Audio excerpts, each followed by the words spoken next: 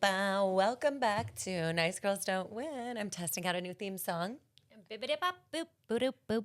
I'm your host, Parvati Shallow. And I'm Amy Bean. I thought you were going to say Amy Poehler. I wish. One day we'll have her on our pod. The dream, the goals we have Oh, for this we're pod. excited about today. Today's guest is going to be really fun for all you reality viewer fans. Oh my God, you guys are going to learn so much. If you've ever wanted to be cast on a reality show, this episode is for you. Yeah. We'll have more behind the scene talks too, I think, which is really fun because we have so many stories. We've been doing this for so many years. Oh, I have so a is our guest. question for you. Oh, God.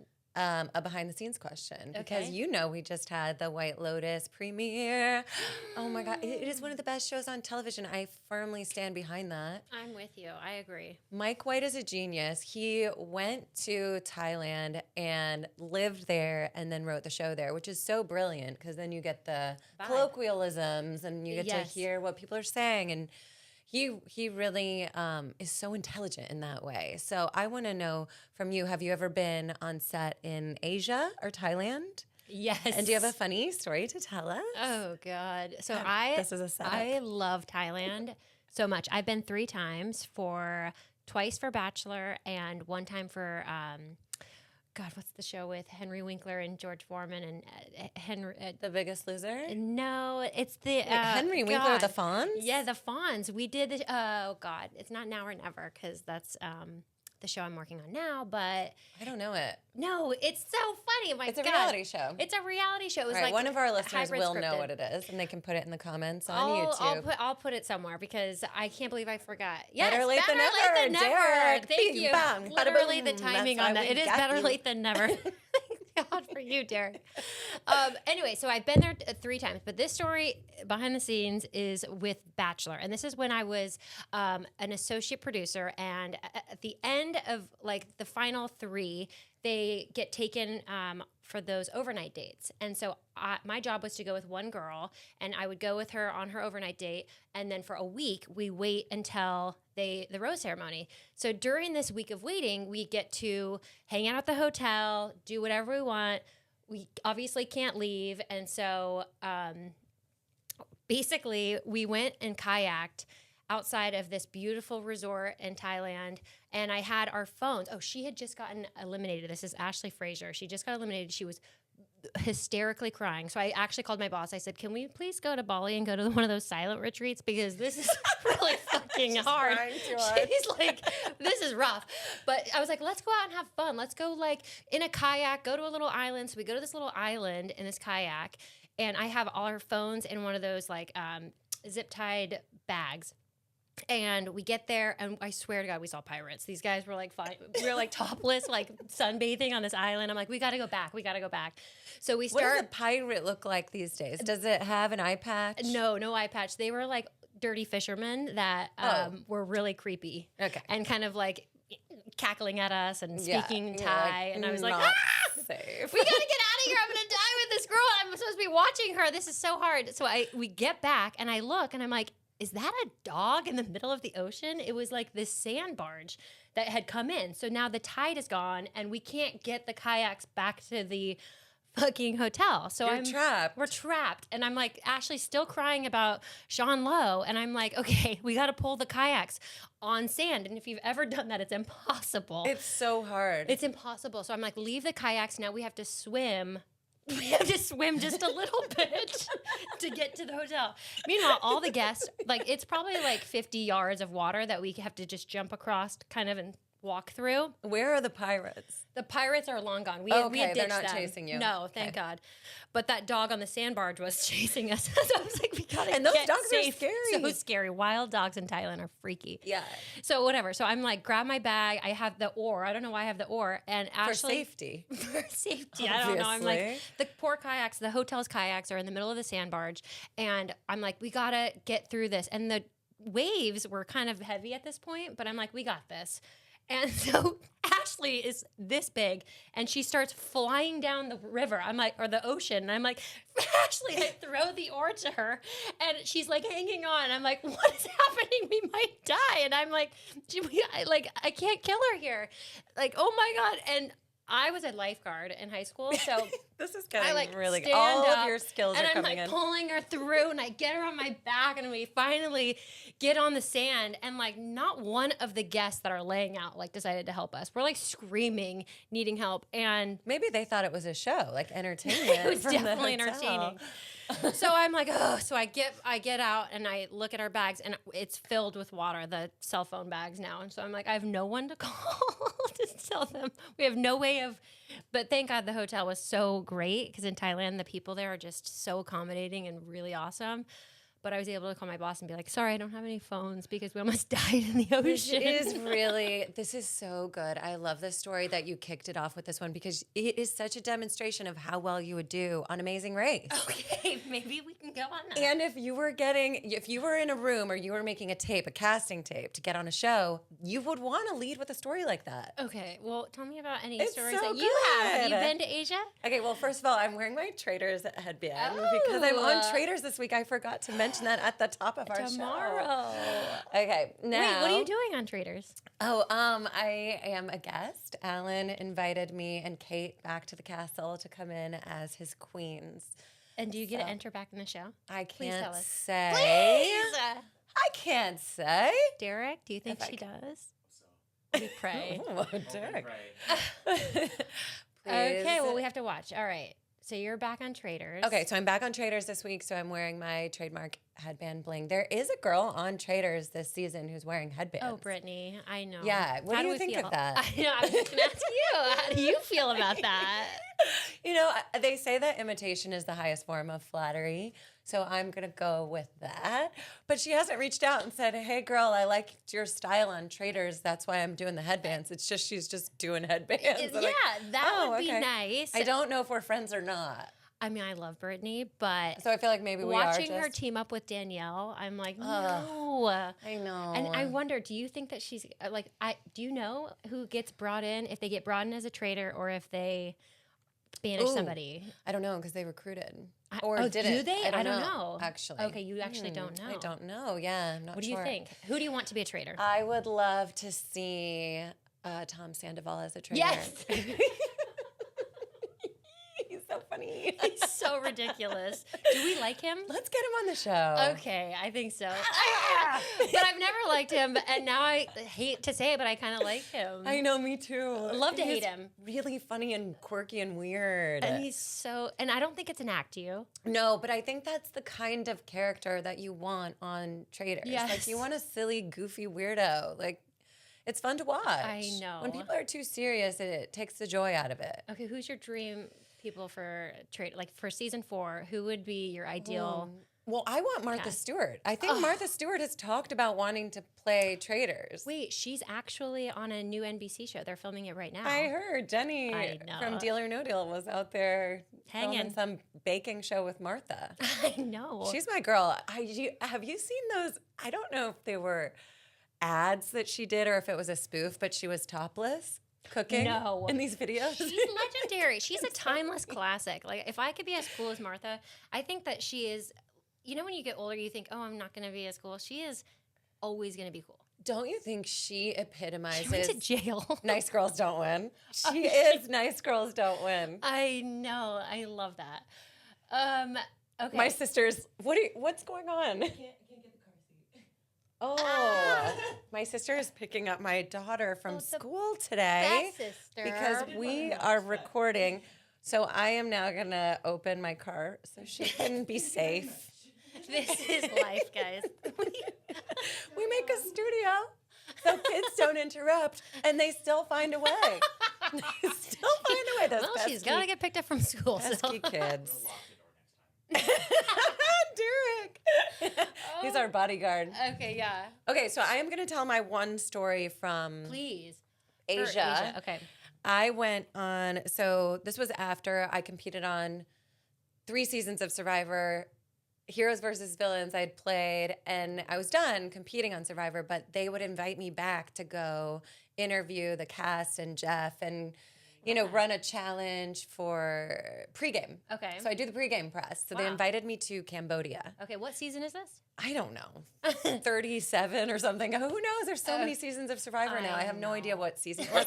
I just know it was in Cambodia. Are you a super fan of Survivor? No, not at all. I'm not even a fan of Survivor. Oh, God.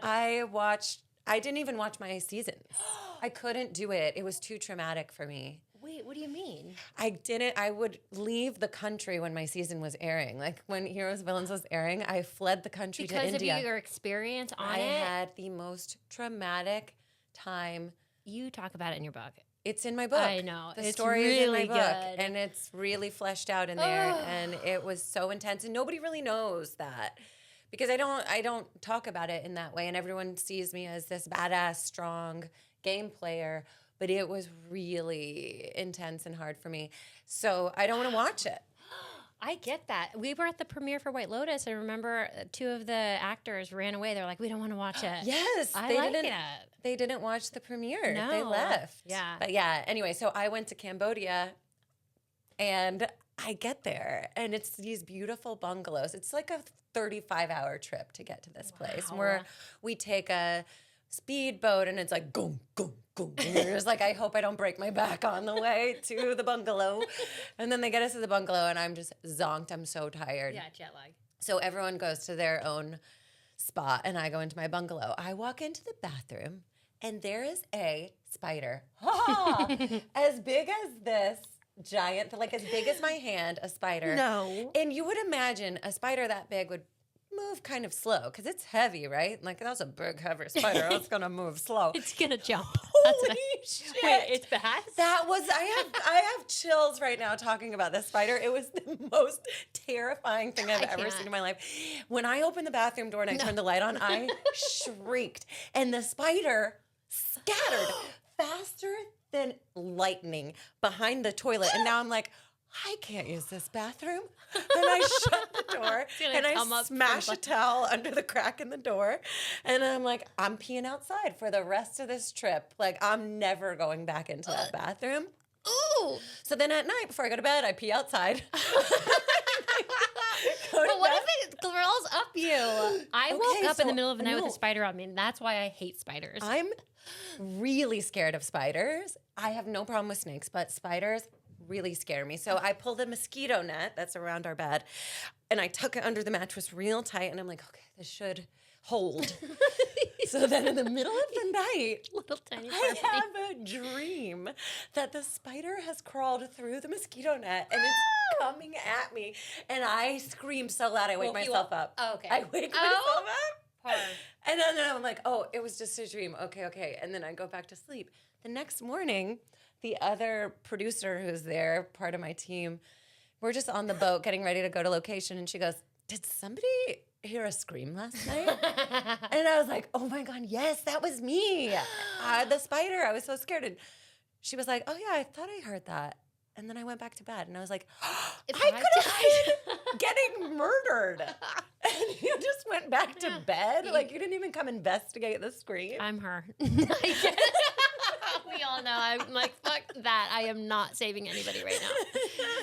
Especially from a spider. Dude, sorry. Even after that happened, I still went back and played more seasons of Survivor. I know. How do you live outside and be deathly afraid of spiders? Like, you've lived outside. How many days have you been on Survivor? Oh, a lot. I can't even say because the season hasn't even aired yet. Oh, so I can't say how many, but it's more than what it once was. Ooh, I'll just leave it. Wait, how are we going to be able to watch the Australian Survivor here? I don't know. We'll have to get a link. I know, but for everybody else. Derek's giving us a nod. He knows how we can do it. Oh, a VP. A VP. Okay, we'll figure it out and we'll download We're y'all. gonna get it. Because we gotta watch. Yeah. So I told you I went back and watched the season with you and Russell. Right. Oh, I love Russell. I can't help it. He was so conniving and good at the game. Style of guy. Oh my God, I can barely lift this picture. Oh yeah, your workout. My arms. Oh my God, look how shaky You're I such am a right now. I'm lifter. trembling. Do you work out every day? I went to Lift Society today. It's Nice. this weightlifting gym that's down the street from my house, and my friend owns it. and I love it. I've never been so strong. They do half upper body, half lower body, but today was like deadlifts and stuff. And I'm like, my forearms are like Popeye. Okay, what are you lifting? What's your weight? I don't know. I'm up to 35. Oh no, That's I'm doing a big like deal. over 100 and something. What? How do you survive? Wait, you're lying. I'm serious. Oh my God, hundreds? Yeah, hundreds. Okay, you go. Cheers. That's wild. We need to do, I don't like working out, but I do like this one workout I'm doing, Bunda, which I made you do with me once. It's half Stairmaster, half weightlifting, and it has fun music. And I actually like going, so there's that. And your butt is looking Bunda? boonderific. Yeah, okay, I'll take it.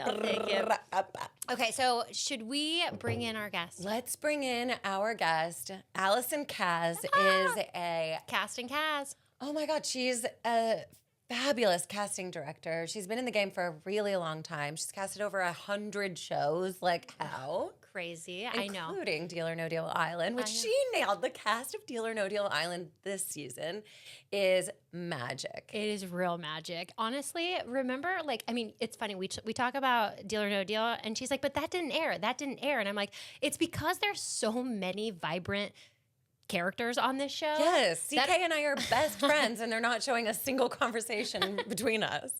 The cast is because incredible. everybody else is so good. I mean, everybody is so good. I know, and so intense. It's so intense. Emotionally. You're in a family.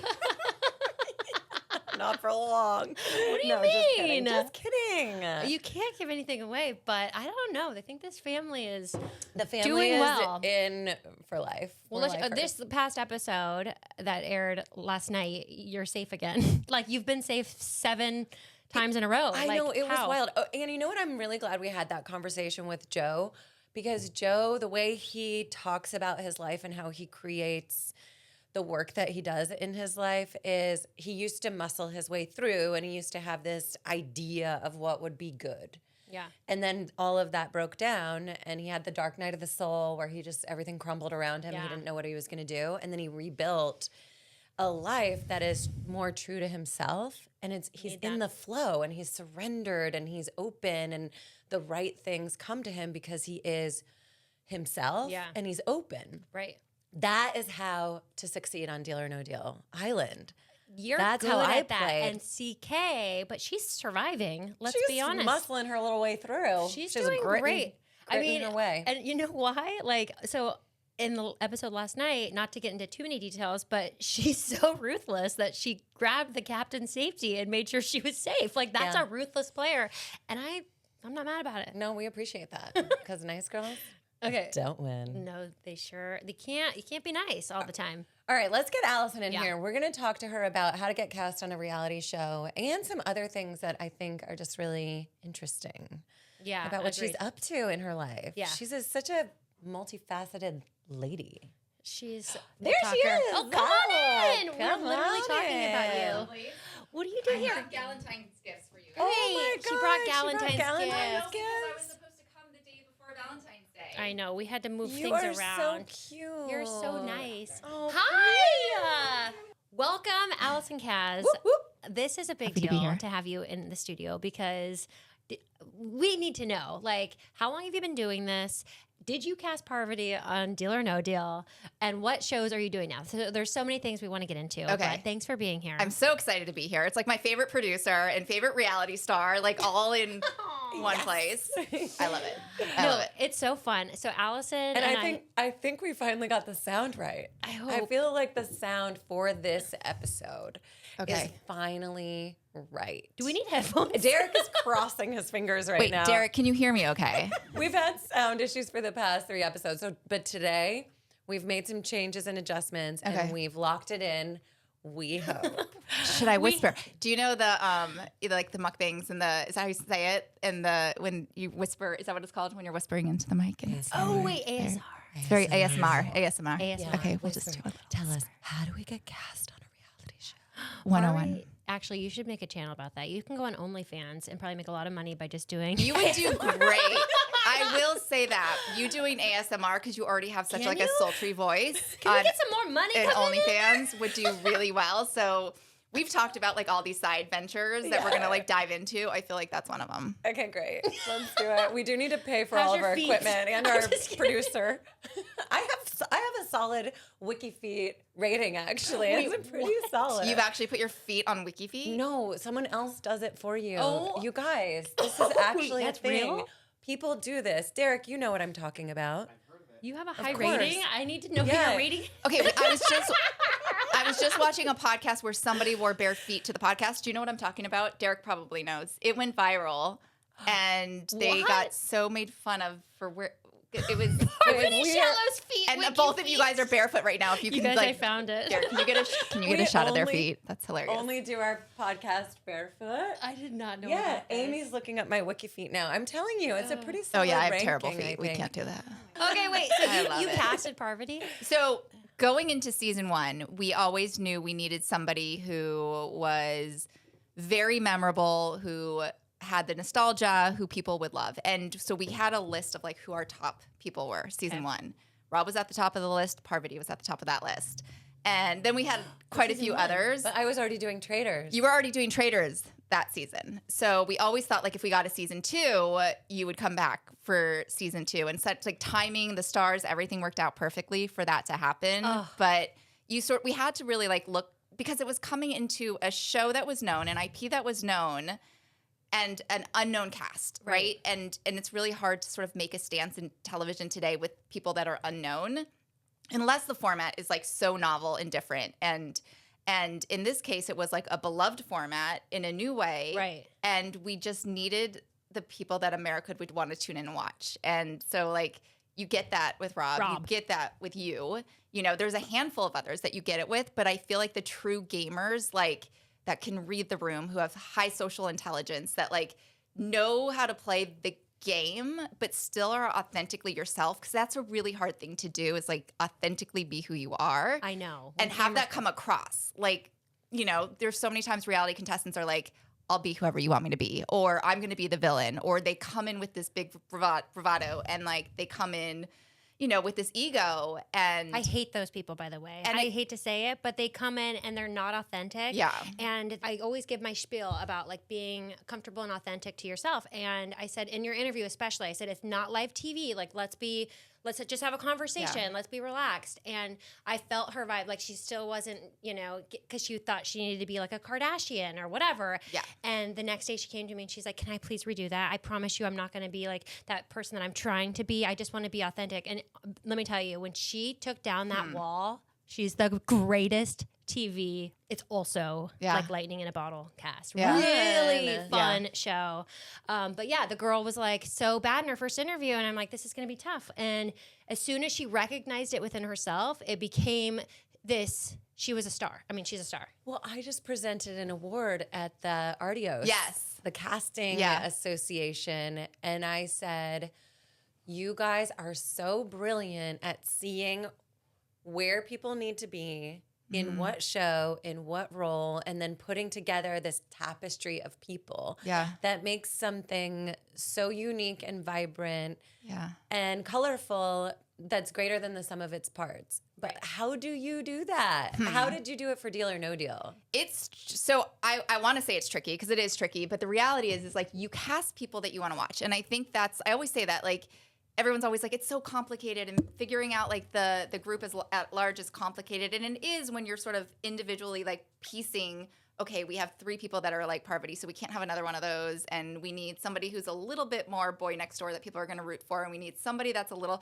bit more intelligent. But ultimately, I always say, like, is this somebody that you want to watch? Whether it's like your best friend, or the person that you're crushing on, or the person that's so smart that you're just like, I want to get into your head, or your narcissistic ex-boyfriend that you want to kill, right? Like, by the way, I know we all know who that is on this season, but like that.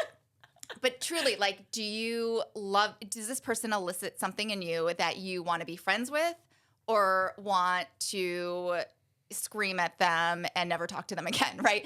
And then there's like all the things in the middle too that you can have. But I think it's truly, like you said, Amy, like when somebody is trying to be something that they're not. And a lot of times, like, you put a mic in front. I'm so uncomfortable in front of a mic, you guys. Yeah, but like, no, genuinely, like, I feel like I'm not who I naturally am. And I think when you can just be yourself, whether you have a mic in front of you or not, or you have a camera on you or not, that comes across. And I think so many times, especially in the casting process, somebody will either be reserved or the opposite. They'll be like ostentatious, and they'll be like, I'm going to be the villain. I'm going to cause issues, and I'm going to lie and cheat and steal.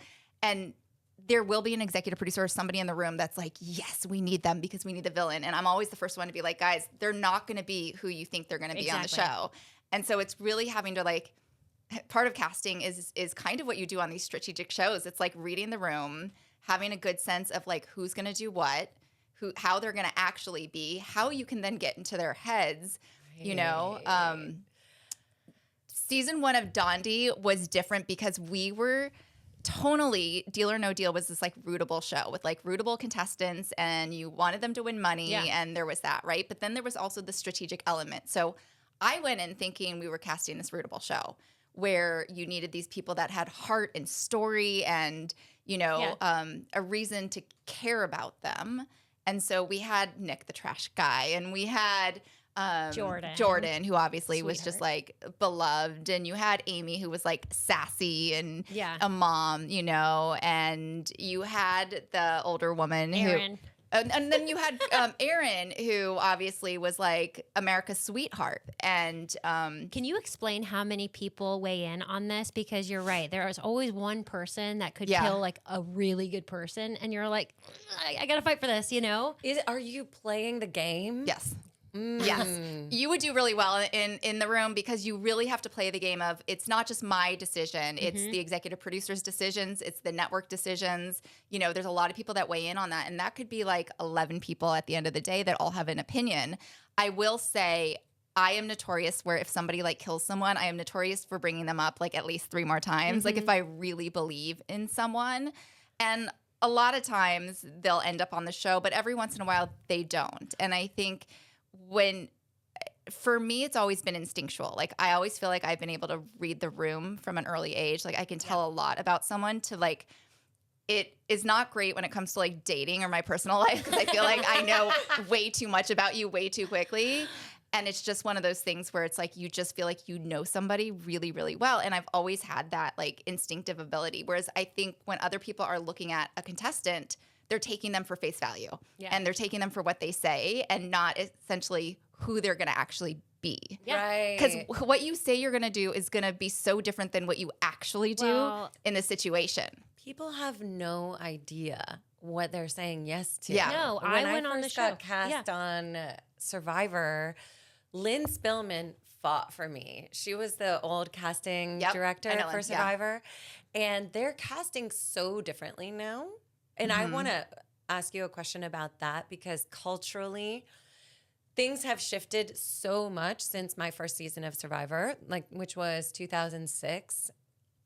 They cast so differently. They cast actors and models, and they cast. Yeah. They recruited me from a bar, like I was bartending and boxing at the time, and my cast was full of hot actors and models, and now. Lynn is no longer doing the casting for Survivor. It's a different person, and they're casting really ultra super nerds, like huge super fans of Survivor, but not necessarily athletic or good looking or like modelly. But we talked to Joe about this when he was in our studio, and we're like, the casting for Deal or No Deal Island is very similar to the casting that used to happen on Survivor back in the day, in older days. Do you feel pressured to perform, like to put a cast together that's culturally sort of compliant with the times? Or are you like, no, I am just a purist with casting. I'm going to put together the best cast. And if it's hot models and actors who are going to make out with each other, cool. I feel like every show is so different. I mean, the answer to that is like it's complicated. in that sense, yes, you need to have a representation that you have people from all over the country tuning in to watch, right? So it's not just like I see them as my friend, but somebody in relatable in whatever, in Detroit, in Wisconsin, like that they sort of there's something Everyone about should that be person, represented. right? I agree. So I think you need that representation regardless, and we're in a time where that is showing. A large part of the percentage of people watching are different demographics, right? And so like that is super important, but still within that, I would say like the personality outweighs everything else. Like that always comes first for me of, are you putting this person on because they fit a demographic, or are you putting them on because they're actually going to be somebody that's going to be great within the dynamic? You need a bit of both. What's funny is like when I applied to be on The Bachelor, I was 22 and I would love to see tape on that. It's so embarrassing. I saw the cute photo. I'm pretty wild. I was like, I'm a wild horse and I just want a wild horse to run with me. And like my parents were happily married. I just want to be married at 22 and in love. I thought I was going to get Brad Womack, the guy that owned a bar in Texas. And I ended up getting the British guy. But because I said all really of this crazy stuff like in the casting, when I got there, I was like, oh, I'm too scared. And it was the worst. I was by far the worst person on TV because I was not who I said I was. Yeah. I wasn't comfortable yet. And you can see through that in most people, right? Yeah. Like, and some of these execs, they probably loved me. They were like, no, she's going to run around in American flag naked. Like they tried to get me to do that on the show. And but we all know you're like the prudiest one. I am. When we have our sex talks and we're in here talking to our guests and I'm getting flirty with them, Amy's like, oh dear. I've always been so modest. It's so weird. Like even in front of my husband, I'm like, why am I changing with my back to it? Yeah. I've always been that way. It's so weird. Or like, I don't know. My daughter's like trying to wear a crop top. I'm like, no, we don't do that. Yeah. But I love sexy. I love hot people. I mean, this cast on Dondi is so good looking. But it's true. A character for me will always win. Like I just watched Big Brother this last summer, and Angela. Did you hear about it? I mean, great. She's great. We're loving Tom Sandoval on Traitors. I was like, dude, if you guys ask me what my favorite karaoke song is, I'm going to hum like Tom Sandoval did because that was just the best minute of television I've ever seen. Like no one's musically inclined like so me. Good. He's so good, right? But case in point, like you take him out of the situation that he was known in, put him in this other situation. In some weird way, he's redeemed himself, right? Because he's like putting himself in a vulnerable place and just being authentic. He is case in point of like, I am authentically who I am. Yeah. I cannot turn it off. I know. Even when he had a Freudian slip at the round table. Oh my God. About the cheaters. Oh yeah. All women are cheaters. Something like that. Girls are better cheaters than guys. Can you tell us are you casting anything right now? Where can our listeners, like if they are like, oh, this speaks to me. Yeah. And I had a Survivor winner reach out to me and say, how do I get on Deal or No Deal? Oh, they're always texting. People are always DMing and asking how to get on. We're not yet casting for Dondi season 3, but we're waiting obviously to see if we're going to get a pickup or what that looks like. I just actually wrapped a show for NBC, but Love Island is currently casting, and that's for Peacock. Those are my good friends that are casting it. I will shout out and put the link on where to apply for Love Island. Okay. And I just finished another show. I can't announce the talent on it, but I will tell you off camera because he is a fan of yours. And that's also for NBC. You worked predominantly with NBC, or what's your deal? Like, I mean, because I want to know how you got to where you are. Yeah. I feel like you and I have worked together a lot, and it's so fun because she'll like you're kind of the surrogate of this, and then I'm like have to live with the baby for a little bit, and then I give it up. That's how it feels like in our world, like. You'll pass over your cast over to me, and then I deal with them on the ground. Do you feel like that's what you do?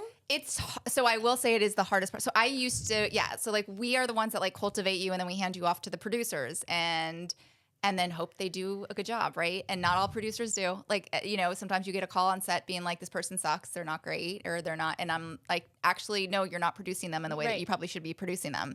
Because like we spend so much time with them in the casting process, like the amount of stuff that we require from them, like hour-long interview, hour-long finals interview, home tape footage, filling out forms, psychological paperwork. I mean, there is so much that goes into it, right? So they talk about you guys still like nonstop. When they come on set, they'll like bring up your casting associates' names. Yeah. And I'm like, I don't know this. I'm like, I know Alison. Yeah. I got my start on Big Brother, and that was season 3. Wow. I think Will was probably season 2. Okay. Season 3 was Marcellus and Derek Amy. is nodding. Confirmation. Oh, yay. You're a Big Brother fan. Me too. And I fell in love with it. I mean, it was sort of like at the height of when reality television was taking off. So it was like, it was all a big social experiment. You know, you would walk into these like MTV offices and there would be these big TVs all over the room. And the casting associates were all looking at all the, you know, all the tapes like on a big screen, and everyone's sitting there with like a pen and paper and just like But how did you get in? on every single, you know, tape. And you walked in, you're like, I want to do that. Yeah. I want to find those people. I got my first job. So I was a journalism major. I interned at The Tonight Show and NBC News at the same time. I don't know how. I sent in a zillion letters. I didn't know anybody. I was resilient. I sent them a ton of letters. Did you live in New York? No, I lived in LA. The Tonight Show was Jay Leno. It was that was LA. It was in LA at the time. And I used to come up with those like jaywalking bits that like the scenarios you'd go to like wherever on do you remember what Sunset this is? or something? Yes, you'd go to Sunset Boulevard and you would like pull a random person off the street and then you'd ask them a question like, you know, you wrote those? How many people in a grand jury, and how much is a grand slam breakfast at Denny's, right? Like and like no one would know the answers, or like they would know some things, and you would have fun. And so Jay would take like the intern, and he would take one other person, the producer, and you'd go out, and I was the intern that got to go out on those like jaywalking skits, and I just like loved it. So that was a lot of fun. And then when reality television was taking off, I like knew I wanted to do something with it. Big Brother had just launched. I think Survivor had just launched. And that was really it. There wasn't a ton of stuff. There was like the MTV dating shows, if you remember, like Jenny was Singled Out. Yes. Singled Out was a big one. I worked on that for a hot second. Love the Singled Out. I think that they need to remake that, by the way. You guys running around in your 20s. Do you remember The Grind? Oh, yes. The Grind was actually good, TRL. The running around in your 20s and going to bars and like tapping a hot guy on the shoulder, you know, and seeing if they would like come on a dating show. And like, it just was like, I'm getting paid for this. Like, it just seemed so weird. That's how I feel every day. I'm like, wow, this is really cool. So I never take it for granted. Yeah. Like, it's like, I'm so thankful, and our jobs are so weird because mine's freelance. Like, so I'm, you know, but now I've gotten to a place in my career where I'm really selective. I really want to work with good people, and I want to like the show, and so I can say no, thankfully. But I mean, it's a rough time out there. Do you ever turn it off? Because if you are right, so I casted for a hot second Date My Mom. No, on MTV. Yeah, after Survivor. Yeah. I think after I did Cook Islands, I think I did this because I was like, I don't know what I'm doing with my life. I was 23. So I went and I casted Date My Mom. So we had to go, I would like go to the mall and ask moms or daughters if they wanted to be on this show. And I was like, oh my God, I just have to always be looking. If I go to dinner, always be looking for people. So I was like, it was too much for me because I couldn't switch it off. I think in my early years, I couldn't switch it off. Like, I think like you'd be out and you'd be at a restaurant, and your waitress is super cute, and you're like, have you ever considered coming on a reality show? And they're like, I mean, half the way people were cast was that way, you know, and this was pre-social media. Yeah. So, what a dream to be asked to be casted. Like, I had to apply online. Like, they found you at a bar. It was a casting associate during this era. How cool. Yeah. And that was, we don't do that as much anymore. Obviously, social media has like, change that completely. We do it still a little bit. Like if you see somebody great, if I'm like at the bank and I'm like, oh, have you ever, and you know, like the bank teller is like really funny or whatever, I'll get their name and number. So like in that sense, no, but I feel like now it's a little bit easier to turn off, but I would say for the majority of my life, I haven't been able to turn it off. Like it sounds like you have this skill set of being able to kind of dissect your attention and be really present with who you're with while let's say you're at dinner, right? And you're having dinner with some friends and you're engaged in those conversations.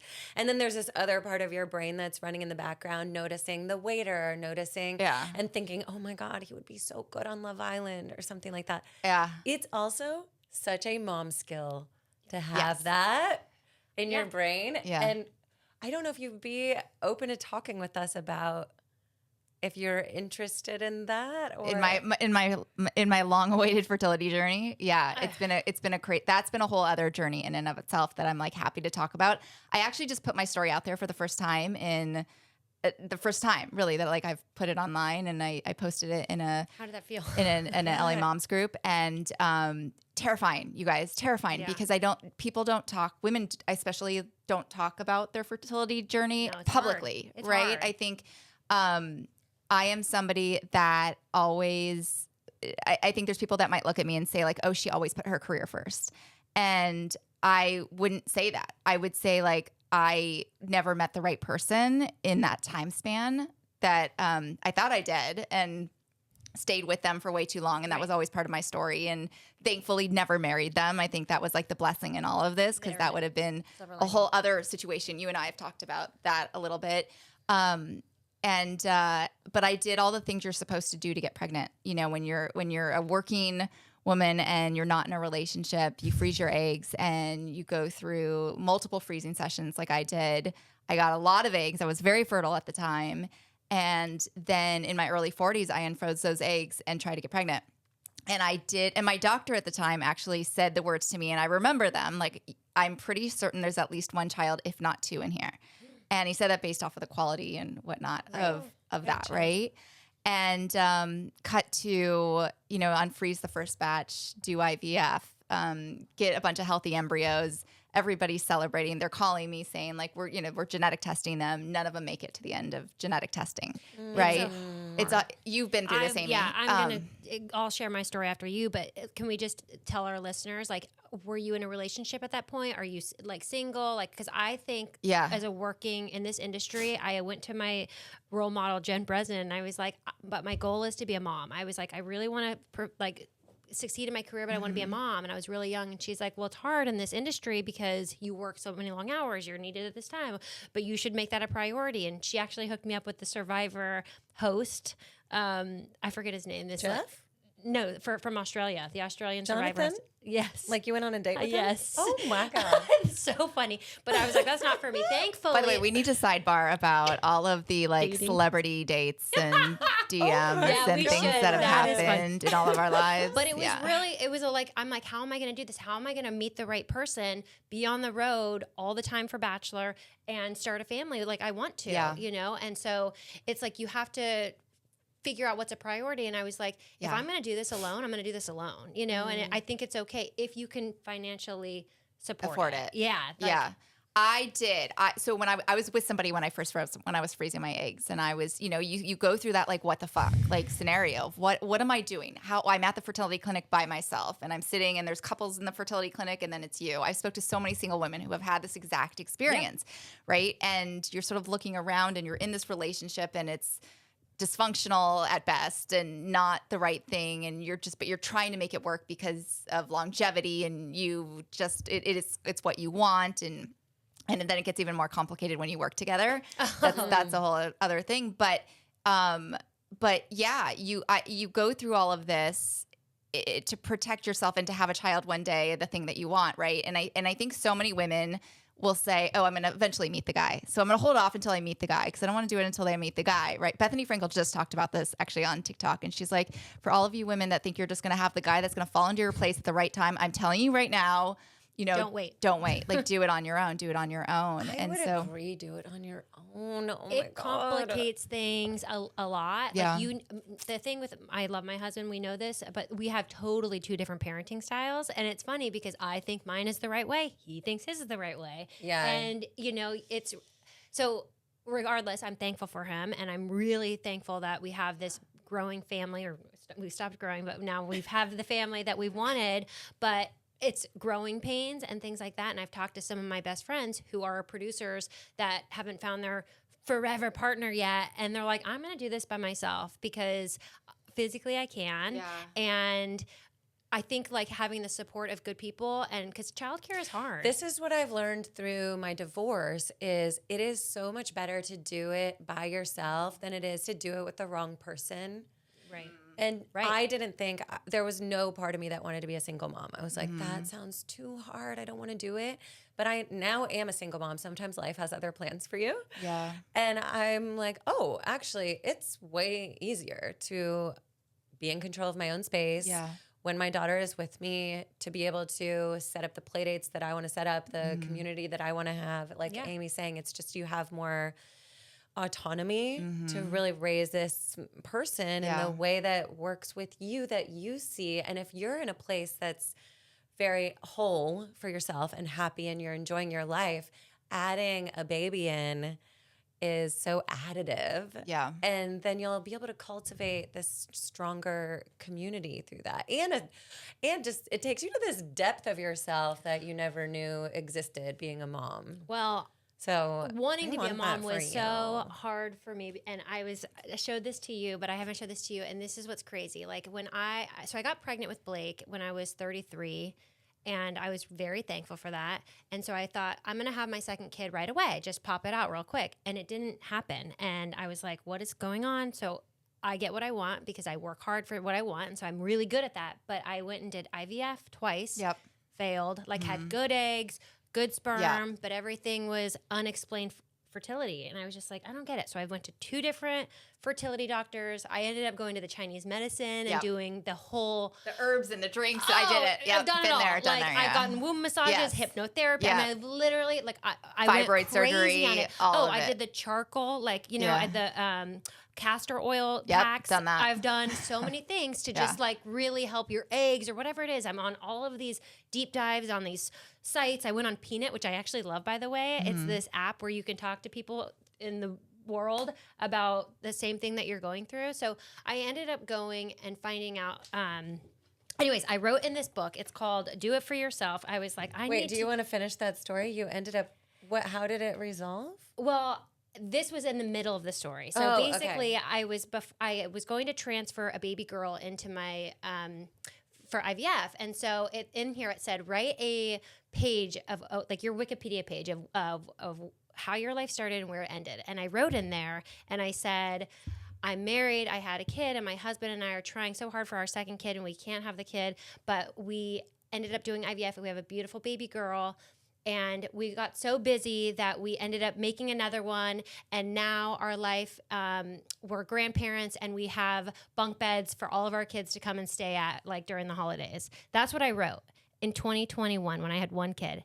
Here I am in 2025. I have exactly the life aside from 3 bunk kids. beds. Yeah. 3 kids. Yeah. I wrote it You're not out. a grandma yet. I'm not a grandma yet. Yeah. But thankfully, what happened was I found out from Wendy Chang at the fertility services in Beverly Hills, this woman that I went to finally after 3 doctors, and she said, there's something wrong. Like, we're not going to put an egg in you or anything, an embryo, until we find out what's going on. So she tested my cultures, and easy test, by the way, like peed on a stick, basically. Found out I had like a womb infection. Interesting. From my first delivery, which I had no idea about because it was just made me unfertile. But the 4 years of going through this psychological hardship, and it was really hard, but I still didn't believe it because she just gave me a antibiotic called Doxy. The next month I got pregnant naturally, thank God, but I just didn't believe it. So that's why I was like, okay, I hope this pregnancy works because you just don't know. It's like I peed on so many sticks. Yeah. Like you just, I could And it's lose your it. deepest longing. Yeah. Yeah. Yeah. And then you get the calls and the texts from all of your friends and everyone that's like, I'm pregnant, right? And so then that comes. So when it didn't work for me after multiple IUIs and IVFs and taking all of my frozen eggs and using all of those, I then started going down foster to adopt as well as private adoption. And I fostered a little baby girl for 7 months. Oh. And, okay, I'm not going to get emotional. It's okay if you do. And I think this is such a shout out to foster moms because it is truly such a hard thing to go through. I got to meet the biological mom, and she had the little baby girl that I had visits with her biological mom 3 times a week. And the goal of fostering for the courts is to reunify the parent and the child, the biological parent and the child. It doesn't always happen that way, and there are foster to adopt situations that do happen. And so it's a weird situation to be in because I was genuinely rooting for that family to be back together because you see them. You see a biological family, you see a mom and her siblings, and you see you see what this family unit looks like, right? And this baby. Right? And she really did grasp onto me. She was very attached. I'll show you guys pictures after this. But I've seen. She was very, very attached. And so that was the hardest thing of me feeling like if she does reunify with her family, is she going to feel like I abandoned her? Oh. And that was what I think I had a harder time with than am I going to miss her? It was like, how is she going to be okay? I know. And essentially what happened was an aunt came forward after 7 months and wanted to take her until she eventually would go back with her mom. And the aunt had the half siblings, her half siblings too. So the courts will always rule in favor of the family staying together. So it was a beautiful thing. It gave me a crash course into mommyhood. Right. I mean, like, shout out to you guys because, like, I remember because you were working too. I was working too. Like, that's the thing. I think the hard part with foster is, like, you're working that night, on a Friday night, they drop off a baby. And then you got to go back to work on Monday, and you have this little human that you're keeping alive. And I did that for 2 weeks until every good woman in my corner was like, Kaz, like, ask for a fucking week off. Like, take the 2 weeks off. Like, you need to do this, right? And sure enough, of course, like, everyone, Producers Network, everybody was great. They allow you. I think we were working together. We might have been on the show at the time. I think after your 2 weeks. Yeah, and it was a beautiful thing. And I learned. You learn all the things you're talking about. Like, you learn how to sort of fit the child into your life. You learn about their needs too. And, like, this was a whole other layer and level of it. And I always say, like, I'll do it again for sure. Yeah. Like, I know the way my family comes together is going to be so different than I probably could have ever thought. But I also have, like, I actually think this is kind of my sort of journey to motherhood. I think that, like, to love something that is not yours, or that, they say unconditional, right? And I think I've put such conditions on things in my life. And when we're able to control every scenario in our lives, like, that's conditional. You want it, you go after it. Like, you are setting the stage, but when it's so out of your control, I'm like you too, where it's like, I've controlled everything. Like, Parvati, you're like Case, you've controlled everything in your life.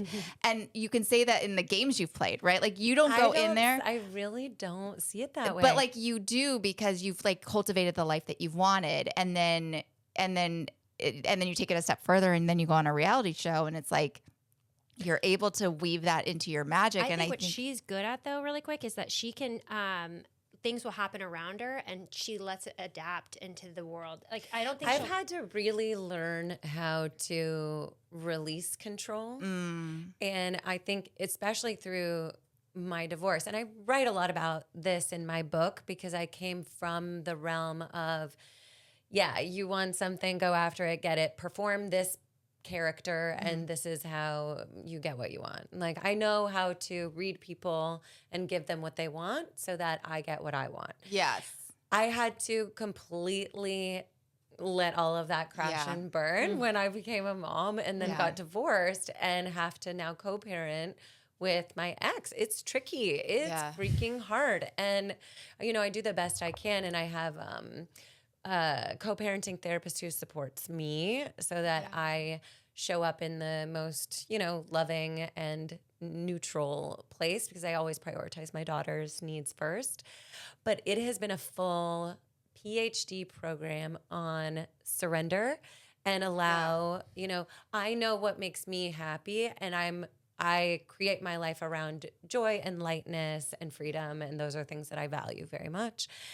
And within that container, it's like, okay, well, I don't really have control over what exactly is going to show up or how it's going to work out. I just know I want to raise a healthy, happy child, and I want family. So if it looks different to what I originally thought, so be it. And you kind of just bring your people in from there. I think that's what you're saying. Yeah. I don't think there's anybody that has a situation that they thought they were going to have. No. Right? There's nobody that, look, you have the perfect marriage and 3 kids and the cute little house, right? Yeah. So, but the optics of it, I think the optics of what that looks like on social media, and the optics of what that looks like for all women involved. And I just wish more women would talk about it, because I think the life that, like, you have and your beautiful daughter, and it's hard. It's hard work. And I think that's just, like, what we all take away from it. It gives you your joy and your purpose and all of those things, but it comes with a lot of fucking work. It is nonstop. And I liked what you said about being, like, surrendering. And I think for me, when I was like, I went to hypnotherapy, and she said, "Why do you need another kid? You have a kid. Like, can you?" And I was like, "You're right." she goes, I want you. And she ended up making me you snap after it sinks in, because I wasn't snapping. And she's like, all right, let's dig in. It took like another 30 minutes. And I was like, okay, I'm okay with one kid, and that's what I'm going to have, you know? And I surrendered. And she goes, and also go have some fun. She's like, what are you doing not having a margarita? You like to have a margarita? What are you doing to yourself? Why are you putting yourself in this, like, you're mentally blocking yourself. And so I was like, I'm going to the water slides, and I'm going to go have a margarita afterwards, because I like, you know, the thrill of a water slide. And I started having fun again. And I started getting out of my head, and I surrendered, and I was like, I'm going to have one kid, and that's going to be awesome, you know? And then my whole life just changed. And I couldn't have planned it, you know, even though I wrote it down. Wild. And I manifested that is it. What I really believe in, the power of fun and play and joy. That's my word for 2025 is play. Love. Because it is the best way to create. Like, for me, I just find life to be so much more fun when you prioritize play and having a good time. And then it works out. Like, it How really it's supposed does. to. Yeah. Right? And that's it. Like, I mean, so what's your plan moving forward? Are you going to foster again? I will foster again, for sure. I am I'm still in the adoption world. So, and I'm also looking at embryo adoption. So like nothing is off the table. Like I've really wanted to look at it from the perspective of like the child, of like, how are they going to feel when they get older, being brought up in a situation that isn't the normal situation, it's going to right? be more, I think a lot more kids are going to have the same story. Do Deeper you know what I mean? love too. Yeah. A lot more kids in this era, because women are becoming more empowered and willing to do it themselves. When I posted in this Facebook group my story, and you guys, I posted this and immediately wanted to go delete it. In fact, I have chills. 10 minutes later, I went to go delete it, and there was like hundreds of messages. Oh, And people, and I knew, I probably knew people in the group, which I think was even harder. Right. Is like people would read it that like had no idea, or you just never know, right? No. Doing this little later in life and everything,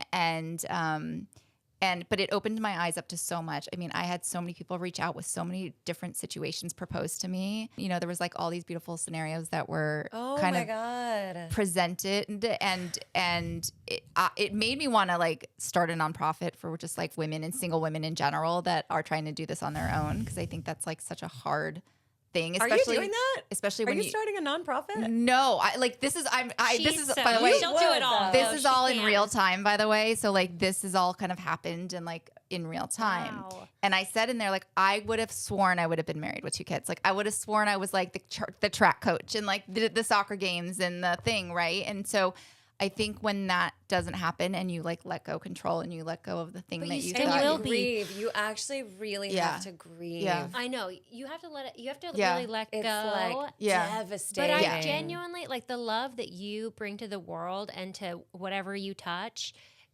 It is magic. And so I still believe that you will be that coach, like regardless of what it looks like, but you will. And I'm very excited for your journey, because it's so crazy. I'll follow so many people online that are willing and open to talk about their fertility journey. Yeah. And I love following back on them and finding out that they've made that. And however they did. Yeah. There's this girl, Bella, online who I like love.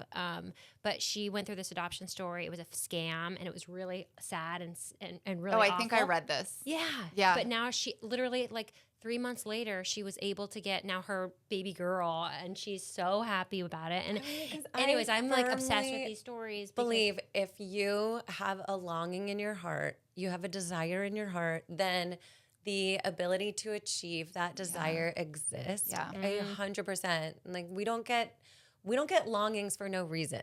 Yeah. Like, you have it in there for a reason, because you are meant to have the thing that you're longing for. I think that's the beautiful thing too about having children later in life, is like, you know what you want, right? Versus sort of doing it because it's the thing to do, to get married and have kids young and not know who you are and where you, like it just, I think it creates so many more issues down the road if it's not fully cemented, you know? And so when you can do this a little bit what a older. Lucky little baby that you're gonna have. That's a lucky baby to have you. I love you for saying that.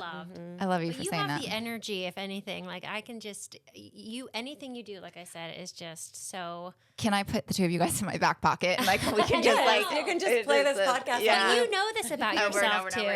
I do. Like and I that's do. What I love about like you. I always thought I would be a really good mom one day. So You will. like that's it'll. it'll happen in the most unique way. And, you know, if it doesn't, then I'll just, you know, start. And the lights flickered when you said I that. know. Isn't that You weird? just I noticed just that, saw right? it. Incredible. Yeah. The lights flickered. That's your angel Am I gonna have a baby. boy or You've girl? got an I angel. know.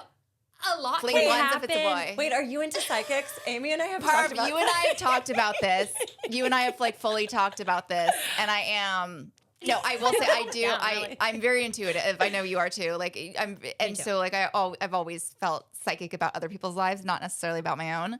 But yeah, But that I believe flickering in it. light, that's spirit. That's an angel. Yeah. That's a baby. Yes. Yeah. And I had a client, because I do life coaching, and I had a coaching client who had a miscarriage. And she called me and she was really devastated by it. I was talking with her and I was like, you know what? Just why don't you have a conversation with your baby that you lost, and have that conversation, talk to your baby. Yeah. It's an angel baby now. Wait, Spirit He's like, Babies. Have you read the book? No, I haven't. No, I haven't. Oh either. my god! But she did that. She had this conversation with her baby. She grieved the loss. And then she got pregnant like the following month and carried her baby to full term and has a healthy baby now. But it was like the grief, I think, is really a really important part of the process. Oh yeah. Yeah, I will say I've grieved. I've definitely had my grieve, Like, and your baby's like real close But by. I think reposting is Yeah. a big first step. Like when I posted on my app Peanut that I love so much. I keep hearing you say penis. Peanut. Are you hearing that too? no, but I'm Get like your I mind just think out of of like the the penis Charlie. No, it's my favorite app for like just talk because I Charlie don't know Brown, any of that's these good. people. Because What on are you Facebook talking I was about? too scared to post because I was like, oh my god, I'm gonna know these people, and it made me insecure and whatever. Yeah, I know. And Brene Brown calls it a vulnerability hangover. Like when you reveal the depth of your vulnerability you're like like, that. Yes, that's so. Dude, I say to everyone, I'm like, tell your story. Who cares? Like nobody cares as much as you care, and I know. and somebody will relate to you. And so like own your story. And I now like you did it. and it's like practice what you preach, right? I know. Right. I think hard. it's hard. It's hard. And then once you put it out there, you're like, It feels good. It When you feels write something good. down. That's how I feel about writing my book. Oh yeah, I know. It was such a process. Oh, It was yes. so vulnerable and Yeah. deep and gritty. And now I'm like, oh, now everyone's gonna read it. and it's in print forever. You ready? July. I was like, I asked her the other day. I'm like, are you ready for like? Because when I read it, I was like, oh my gosh, I'm learning so much about you. Are you ready for people to start knowing all of this? You know? And I think so, because I feel like it's part of that process of you Yeah. deep dive into yourself and then you release it and it's out. It's not in my body anymore. I feel so much lighter. Yeah. Do you feel that way? 100%. Yes. 100%. Because also you're like throwing it up. I'm doing, Yeah. I'm doing everything possible for this to happen. I'm putting it out there, and like there's nothing to be ashamed of, and there's nothing to be like protective of. I think that a lot of times I don't want to say something because I want it to happen, and I feel like if I talk about it too much, it's not going to happen. We are so Yeah. funny that way. We Right? don't want to jinx it, but I'm also into burning something too. If I'm like, I need this out of my life, I'll write it down and burn it, and I'm like, and then I feel better weirdly. But you also can't miss what's yours. And you clearly have a baby here. We saw the lights We flicker did when you see were the talking lights. about that. You Did you cannot see the miss light what's flick? yours. But you can't miss what's yours, and you can't mess it up. And I think about that. Okay, so I'm going to bring this back to casting. I don't know how I'm doing this right now, but I am. So Spoken like a good producer, by oh the my way. God. So good. When Yeah. I was getting cast on my first season of Survivor, which was the only one I really had to go through the casting process Yeah. for, I went to the DoubleTree Hotel. We had a week at the DoubleTree. Oh, they had the best cookies, didn't they? I The remember. cookies. Yeah. The gooey chocolate Yes. chip cookies. Every night they would serve these gooey chocolate chip cookies on your pillow. How do you Or- know? Were Because you- that's where we used to do casting. Is we used to do. We used to all do casting finals at the DoubleTree. Okay. And we did Apprentice there. We did all of our shows there, and so that was like Santa Monica. That was Santa Monica DoubleTree. So I'm there and I'm like, I gotta work tonight. I have the best job. I am a bottle service waitress in Hollywood. So all I have to do is like drop a couple of bottles of champagne at Leonardo DiCaprio's table, pocket $1,000 cash, Jesus. and go home. My job is so fun. And I'm now going through casting at the DoubleTree, and I'm like, oh, I have to work tonight. But Wait, you didn't tell them? They said, don't leave. Like, you can't leave the hotel. But I'm like, I actually live here, so I could go She home. would. Like, whatever. And it was 9 o'clock at night. My job's late at night. So I was like, they're not going to call me for an interview at 9. So I had my friend come and pick me up. I ran out. I put like a towel over my love head it. and ran out She the would. lobby. Yeah. I scooted into her car. I would kill her. I know. I threw the seat back and I was like, go, drive. So she zooms me off. Her name's Nanda. She was Colombian. And she's like, okay, we are going to work now. And so we get to Pray, the nightclub that I work at. I do a whole night. I come back the next morning and the casting associate calls me and she's like, you need to come down here right now. And I was like, okay. She goes, we know you left last night. Oh. And I was like, what? I did not. And she was like, oh, we know. We knocked on your door a bunch of times. We called you a ton of times. You didn't answer. We know you left. And I was like, oh, okay, you caught me. I went to work. But I was like, why? And by the way, you still got cast. Okay, so they kick me out of the hotel. She's like, you can pack your stuff and you can go. And I was like, wait, why? No, I want to. She's like, you obviously don't care about being on Survivor. And I was like, okay, fine.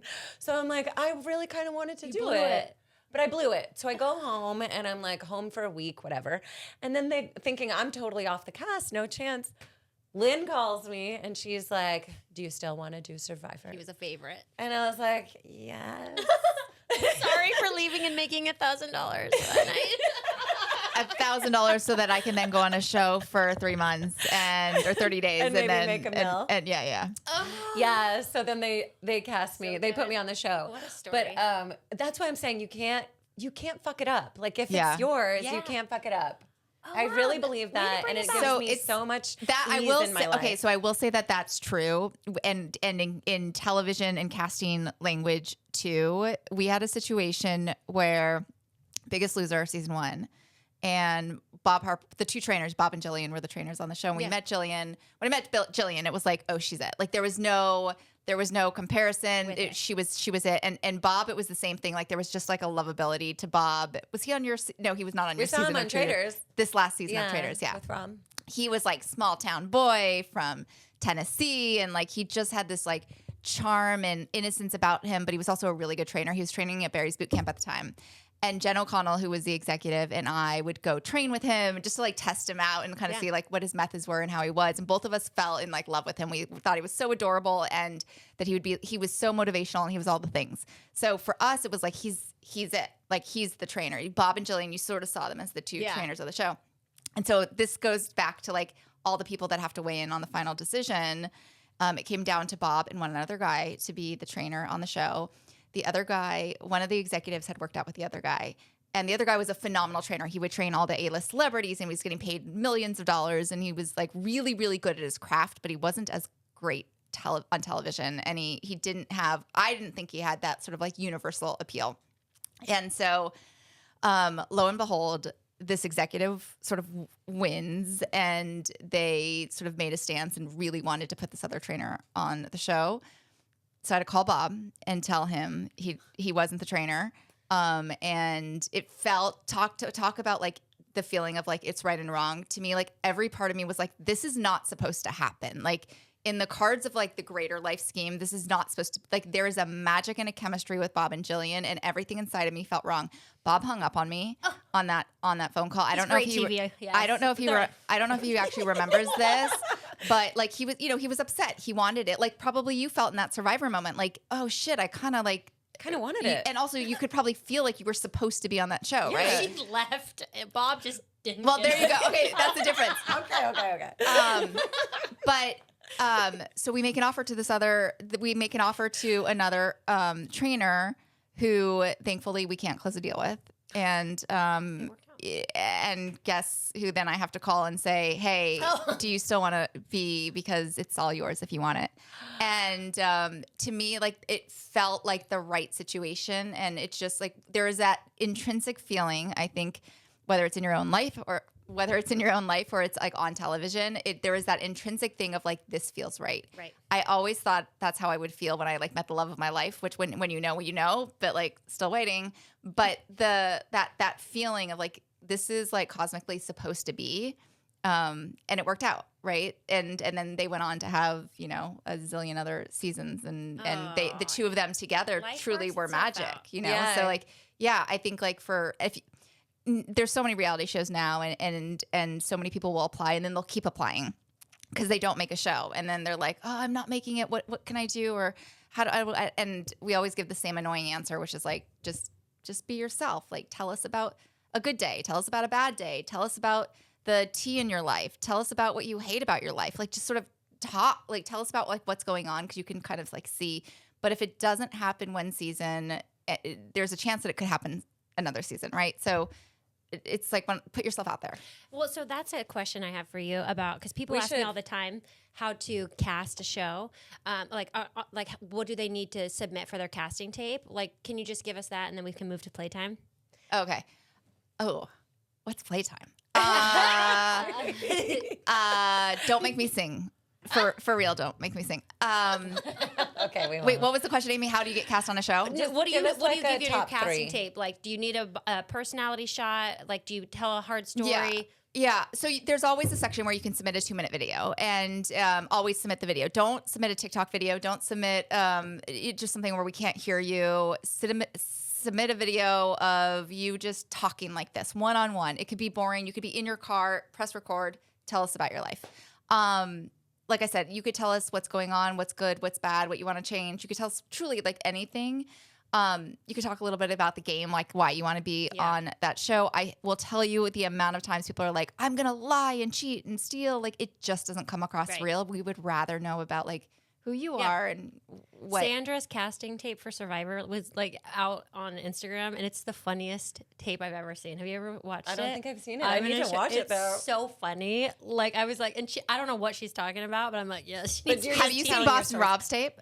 Wasn't he trying to go into a fridge or something? Yeah, he was like getting something out of his fridge, and like I think his like mom was recording That's it. very on brand for him. It is very on brand. He was so cute back in the day too. Like he would just like. Back in the day, poor well, Rob. now he's dad. He's like, I know Rob's still cute, but he's dad, and it's a different vibe. But you know, very different vibe. Yeah. He had the little swagger. He's still got the twinkle. He does in his eyes. Yes, I love all the new videos people are. Rob, posting when he looks at you, like looks into your soul. You're like, oh God. If he cares about you, because if he doesn't look at you, you're like, oh damn, he doesn't care about me. But That's if he true. likes you, he will. Yes, he will connect. Yeah. That's funny. He gives a little twinkle, and you're like, I get we what love you're Rob. up to. Not everybody has that. Thank you so much for sharing your story and everything with us. Because again, I think there's so many people like us that have this, and you're just like, you want a relatable story. I know, and thank you for being vulnerable and open too, because that is really hard when it's something that's so precious and treasured and such a deep longing that hasn't been fulfilled yet. It's hard to talk about that. It is hard, and like you feel ashamed and you know, I know I don't anymore, but like you feel just like, why hasn't it happened, right? So thank you guys. So for many saying people that. feel that way too, and we are going to relate. Yeah. Okay, now time to play. Playtime. So every episode, we always try to do something where we get people out of their comfort zone, and so it's As like if this entire interview has not been out of my comfort zone. Okay. okay, all right, you're good. Crushed it. No, how do you feel about doing for Don D? Most likely to. So if we were to give you like Superlatives. Yes. Okay, let's do it. Okay. Okay. Philip. Oh no, I'm going to give it to Allison. Ready? Okay, so I'm going to give you 5. So most likely to run for president. Will, come on. I think it's Joe. He's going to win. No, he would win, Will. actually. By the way, Will recently said that he might be running to be a politician at some point soon. So not be surprised. And thank you, Derek, for knowing that. Yeah. Derek's nodding. Oh my God. Okay, ready? How do you know Most all this likely to sleep with your partner. Your partner? What do you mean by that? Okay. What do you mean by that? Wait. Most likely to sleep with your boyfriend. Most likely to sleep with your girlfriend. Got it. Why are you looking at me? She's looking at me. I'm going to say Letty. Because Letty and Storm. Oh, actually, I know. So the optics are. Well, I don't know. Because I think Letty is true to the girls that she's true to. I don't think so. Interesting. She's not, but that is what she puts out into the world. So she says that enough times that people believe her. But then when push comes to shove, she's out there hooking up with Storm, knowing that MG is into him. I'm going to go with Seychelle. That's Safe funny. choice. Okay, most likely to get an OnlyFans account. Seychelle. Okay. She probably already has Yeah, one. she probably does. Okay, most I love, by the way, love Seychelle. She's funny. Yeah. I actually interviewed her originally for another television show that I was casting at the same time, and I was like, she's got to come on She Don should D. do something else, too. She's great. Yeah. She's great. Jersey Shore reboot. She said she was going to do a nursery rhymes, but in her like Long Island, New Jersey twang. accent, yeah. Like, Okay, most likely to talk in circles and make no point. Luke. Oh, we didn't see enough of Luke. I love Luke. I was really bummed that Luke went home first because you guys, I want to show you Luke's casting tape. He is so funny and so small town, and obviously like he was divorced and he's like been through so much, but he was a big fisherman, and he's just like great. the small town mama's boy that you Okay, just like send wanted us to Luke's- protect at all costs. Protect at all costs, Yeah. except for not at all. Yeah, Except for not at all because he was a terrible game player. Sorry, Luke, but you were. After $1. Yeah. Wait, send us his casting tape and we'll post it up on the Nice Girls Don't Win Instagram so people can see what a good casting tape Yeah, is. I'd love to. Okay, great. Great. All right, do you have any? Did you win a superlative in high school? I was nominated for most athletic. I did not win. I was a runner, so like I grew up running. Are you okay over there? This is our issue, you know. It's like number 5. Do you remember the movie with the number 5, the robot? You know what I'm talking about? No. Who always breaks? Yeah, the robot's name. Derek, help me out here. It's a lie. My mic is The singing. robot's name was number 5. Johnny. Oh God, Oh, you guys! God. I think we gotta close out There was a because thing. my Anyway. microphone's falling off the table. Just hold it. Yeah. I want Okay. to know yours. Well, Did you get one? I won a superlative in high school. It was friendliest, and I worked hard for it. It was like my original Survivor. I tell the story in my book too because it's so good. Oh, I love this. And it's so formative of how I played Survivor. Was I just had my girl group and we campaigned and got me that superlative, and I was like, I can win this one because there were all these different categories like. Hottest body or like Wild. most stylish or class clown, and I was like, I know. I can win friendliest. I know I can win that one She's like making because posters. I'm like flirty. The president. So is did you, was perceived this as like senior friendly. year and then you went around to every single person and actually said hot? Like you made it a mission to. I played the long game. I didn't let anyone know that I was trying to win the superlative. It was my secret, but I think I told like a couple of my girlfriends Love who were this in about on you. it with me, but I was like, I know win this superlative and no one's gonna know that I'm working so hard to win it. But like a new kid would move into class and I'd be like, hi, I'm Parvati. What's your name? And I would like take him around class, and it was so wildly, insanely over the top with my friendliness that all the boys thought I was into them. And then like they tried to date me, and I was like, oh, I can't say This is no backfired. because I need their votes. So there was a study that came out. I love her. There was a study that came out about popularity, and it fully determined that the most popular people are the ones that have that are the friendliest, and like that have the more. How did they say it? It's like the most popular people are the one that are the friendliest. They have the most amount of friends, right? And they say hi to everyone. So like. Case in point, right? Because you're always like, does she like me? Does he like me? And I think you always put yourself on the defense in life, but like you somehow realized at a very young age to be the offense, to go after that. Read her book. Hardcore offense. Love it. Love it. I love you guys. We love you. My book is available on pre-sale right now. You guys should pick it up. And Allison, where can our listeners find you on Instagram or anywhere? Casting Kaz, it's my handle. It's my website. I post castings there for my shows. I post my colleagues' shows. I post a lot of fun stuff there. So yeah. You're always posting on your stories for looking for people for specific Always. shows. Yeah. My DMs are flooded. So if I haven't gotten back to you, I'm so sorry. I like your People need new to follow one you. in the car. You were like, the girl was like, how do I get on Love Island? You're like, not Love Island. Yeah, don't text him back. Yeah, don't do text that. him back. You should never Don't text do him back. it. No. We love you. I love you guys. You're the best. Thank Love you more. you. Okay. Thank you guys so much for tuning into Nice Girls Don't Win. If you liked our podcast, subscribe, share it with your friends, write us a nice comment, rate us 5 stars. I mean, I really hope our audio worked for you guys this I time. know. So We really are trying with our technical situation. And next week we have an incredible guest too. So we're going to just keep this party rolling. yeah, we're having fun. All right. See you Thanks. then. Bye. Bye.